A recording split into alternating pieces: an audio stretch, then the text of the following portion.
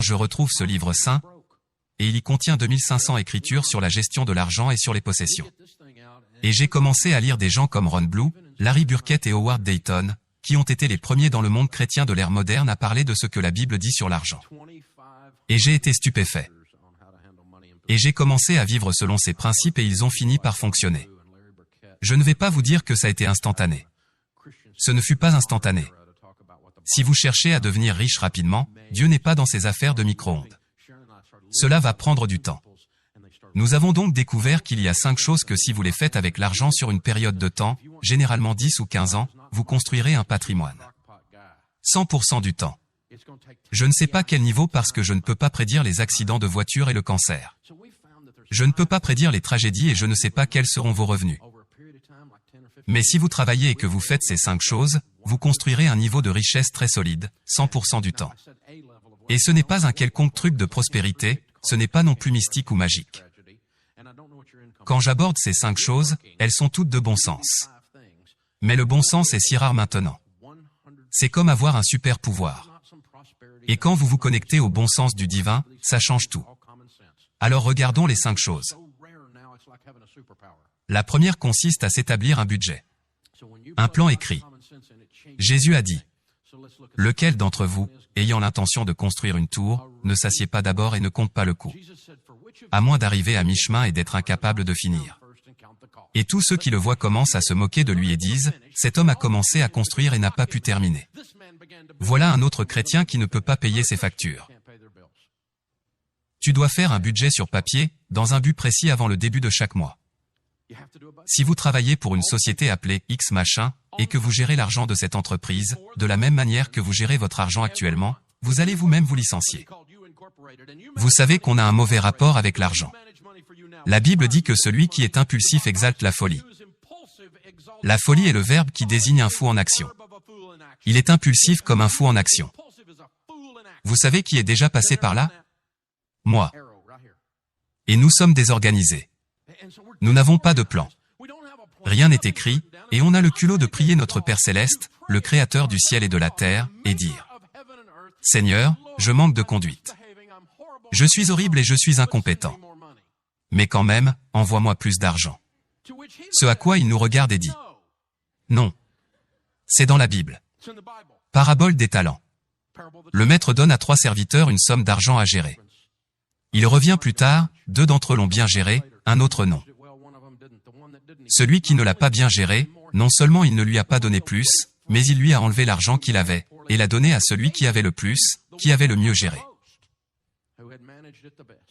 Et puis il y a cette écriture sur l'inégalité des richesses. Il est dit juste après, ceux qui sont fiables dans les petites choses obtiendront plus à gérer.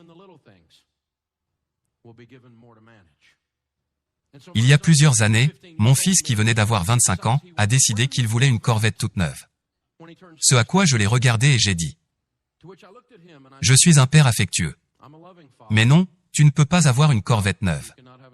Bien que cela semble être une bénédiction pour toi mon fils, elle fait 465 chevaux. Elle a une carrosserie en fibre. Elle passe de 0 à 100 km en 3,1 secondes. Le problème c'est que tu es un conducteur incompétent. J'ai vu ta conduite. Tu vas te tuer avec cette voiture. Et jusqu'à ce que tu prouves ta compétence, on ne va pas parler d'un truc aussi ridicule. Donc pour l'instant, ce que tu auras, c'est une vieille chevette avec une gerbille fatiguée sous le capot. Soyez d'abord sérieux dans les petites choses. Décidez. Ce qui est intéressant avec chacun de ces principes, c'est que vous pouvez décider aujourd'hui de les mettre en pratique. J'avais un gars qui travaillait avec moi, et il ne faisait pas ce processus correctement.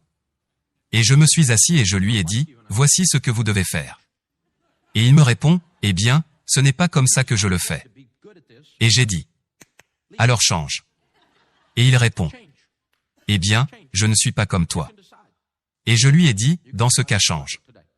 Tu peux décider aujourd'hui d'être bon. Change aujourd'hui même. » Vous pouvez décider, quand vous rentrez chez vous, vous pouvez décider de faire un budget aujourd'hui, sortez le bloc-notes jaune, ou allez sur budget gratuit en ligne, chaquedollar.com. Vous pouvez décider aujourd'hui et vous dire, je vais commencer à bien gérer mon argent, aujourd'hui. Parce que vous allez continuer à obtenir ce que vous avez toujours obtenu, si vous continuez à faire ce que vous avez toujours fait. Vous le savez. On récolte ce qu'on sème. Et le deuxième principe est que vous devez vous débarrasser de vos dettes. Maintenant, la Bible dit, le débiteur est l'esclave du créancier. Et c'est vrai. L'emprunteur est l'esclave du prêteur. Pensez-y. Votre outil de construction de richesse le plus puissant est votre revenu. Laissez-moi vous montrer à quoi ressemble cet esclavage. De nouvelles données montrent que le paiement moyen d'une voiture en Amérique aujourd'hui, selon la National Auto Dealers Association, est de 499 $. C'est dangereusement proche de 500. Si vous prenez 500 $ par mois et les investissez de 30 à 70 ans dans un fonds de croissance décent, vous aurez 5,6 millions de dollars. Voilà ce que vous coûte le paiement d'une voiture. Alors, qui vous avez rendu riche? General Motors, Ford, Lexus, Toyota. Qui? Vous avez rendu quelqu'un riche. Et vous roulez avec une voiture que vous ne pouvez pas vous permettre. Vous vous grattez la tête et vous vous demandez pourquoi le fonds pour l'université de vos enfants n'a pas été approvisionné. Parce que vous donnez tout votre argent à quelqu'un d'autre. Et ceux que vous rendez riches ont de plus beaux meubles dans leur immeuble. Les gars, il se passe quelque chose ici. Je ne me prends à personne. Pensez-y. Et si vous n'aviez pas de paiement? Je n'arrive même pas à me faire cette idée. Eh bien, tu auras toujours un paiement pour ta voiture. Vous entendez les gens dire ça. Le petit homme ne peut pas avancer. Vous aurez toujours à payer une voiture pour conduire quelque chose de bien. J'espère qu'on va élire un président qui va arranger ma vie. Ça n'arrivera pas. Aucun d'eux n'a la solution. Je vous le dis. Vous êtes en charge de votre vie. Alors comment se débarrasser de ces dettes? Eh bien, vous devez décider de ne plus emprunter. C'est la première étape. Tu es bizarre. Vous avez raison. Je suis bizarre. Et je ne suis plus fauché non plus. Troisièmement, une fois que vous avez remboursé vos dettes, vous devez veiller à développer des relations de qualité. Qu'est-ce que ça a à voir avec l'argent? Il y a une énorme corrélation entre ceux qui construisent leur richesse et les personnes qu'ils fréquentent. Parce que vous devenez ce que vous fréquentez. Si vous le remarquez, on devient ce qu'on fréquente. Vous ne laissez pas vos enfants traîner avec des petits délinquants juvéniles du quartier, n'est-ce pas? Si le petit Johnny est dans les rues, vous ne laissez pas votre enfant courir avec le petit Johnny parce que vous savez que vous allez avoir une tête de mauvaise herbe dans votre maison, non? Et vous savez cela. Les études ont montré que sur une période de 10 ans, votre revenu se rapproche de 10 à 20% de la moyenne des revenus de vos 10 amis les plus proches. Parce que vous avez les mêmes habitudes qu'eux. Vous avez les mêmes attitudes qu'eux. Si vous voulez apprendre les Écritures, fréquentez des gens qui connaissent les Écritures. Si vous voulez avoir une bouche sale, fréquentez des gens qui ont une bouche sale. Vous l'aurez. Vous ne pouvez pas vous empêcher de le devenir. Vous deviendrez ce que vous fréquentez. La quatrième chose dont vous avez besoin, c'est épargner et investir. De précieux trésors et de l'huile sont dans la demeure du sage, mais l'homme insensé les engloutit. Les personnes sages économisent de l'argent. C'est ce que cette phrase veut dire. L'huile est un signe du Saint-Esprit dans l'Ancien Testament, elle était utilisée pour oindre les rois et pour que l'huile brûle dans le Saint des Saints.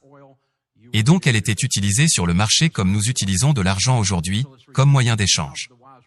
Si vous aviez une carafe d'huile, vous étiez prêt à faire des affaires, et c'est un signe de richesse. Alors relisons autrement cette phrase. Dans la maison des sages, il y a des réserves d'argent. Les gens sages économisent de l'argent. Pourquoi? On ne va pas commencer par leur dire qu'il y a urgence, non? Grand-mère l'a dit. Économisez pour les jours pluvieux. Je vous dis qu'il va pleuvoir. Tu vas avoir un accident de voiture. Tu vas perdre ton travail. Il va se passer quelque chose. Tu vas avoir besoin d'argent. Dave, tu dois être positif. Je suis certain qu'il va pleuvoir. Quelque chose va arriver. Et puis tu dois économiser et investir pour prendre ta retraite avec dignité. Tu sais, je vais dépenser tout ce que je gagne et espérer que le gouvernement, qui est bien connu pour sa capacité à gérer l'argent, prendra soin de moi. C'est une idée stupide. C'est juste ridicule. Et nous comptons sur eux, d'une manière un peu bizarre, pour venir. Ils ne viendront pas. Il n'y a pas de cheval blanc. Il n'y a pas de calvaire. Vous êtes en charge de votre destin. Et c'est une excellente nouvelle. La dernière étape est celle-ci. Dieu aime ceux qui donnent avec joie. Il aime celui qui donne avec joie et cela concerne la générosité. La générosité n'est pas seulement un transfert de fonds. La générosité est un esprit. Les personnes généreuses sont plus attirantes, elles sourient, elles ne sont pas grognonnes. Elles ne ramènent pas tout à elles. Ce sont elles qui ouvrent la porte. Ce sont elles qui, lorsque le panier tombe et vos courses roulent le long du parking, ce sont elles qui vous aident à les ramasser. La générosité est un esprit. Elle change tout dans votre vie. Mais c'est terrible et difficile de donner si vous êtes fauché. Si vous êtes endetté, si vous n'avez pas fait d'économie, si vous n'avez pas de plan, et si vous ne fréquentez pas d'autres personnes qui sont généreuses, et ainsi de suite. Tu dois décider aujourd'hui. Cela va changer votre vie. Vous allez changer tous ceux qui portent votre nom de famille et qui vous suivent. Si vous faites ces choses, c'est puissant. Quand l'Écriture croise votre vie, la vérité de Dieu croise votre vie, elle passe de votre tête à votre cœur, elle change votre comportement et change la trajectoire de votre vie. Elle changera votre arbre généalogique.